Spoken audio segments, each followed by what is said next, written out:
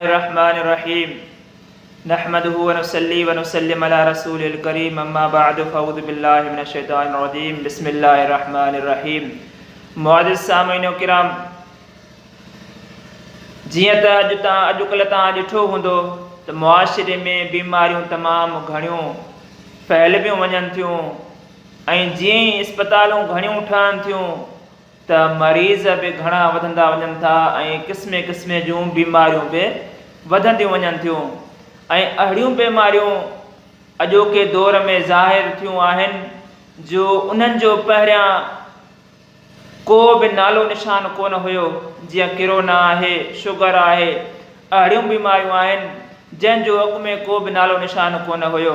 हबीब करीम सल्लल्लाहु अलैहि वसल्लम चईन ख़तरनाक बीमारियुनि जे बारे में आसान हल इरशाद फरमायो आहे, उहो ही आहे, उहो ॿुधो ऐं उन जे मथां अमल कयो। हबीब करीम सल्लल्लाहु अलैहि वसल्लम फरमायो त जेको बि शख़्स फजर जी नमाज खां बाद में ही कलमा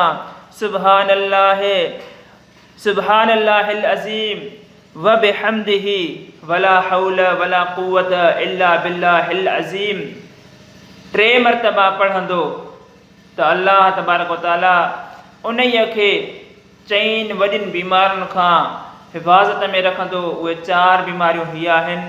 हिकिड़ी त आहे कोढ़ जो मर्ज़, जेका रत जे बिगड़ण सां थींदी आहे ऐं उन में इंसान जो जिस्म ॻरंदो वेंदो आहे, हता के उन जे हथनि जूं आङुरियूं ऐं पेरनि जूं आङुरियूं बि ॻरी वेंदियूं आहिनि। ऐं ॿियो आहे पागलपन यानी चरियाइप, दिमाग़ जो ख़राब थी वञणु। अहिड़े तरीक़े सां उन बीमारीअ खां बि अल्लाह तबारक व तआला हिफ़ाज़त ॾियता फरमाईंदो। ऐं ॿियो आहे फालिज जो अटैक, यानी जंहिंमें हिकिड़ो पासो इंसान जो कमु न कंदो आहे, इनखे फालिज चइबो आहे।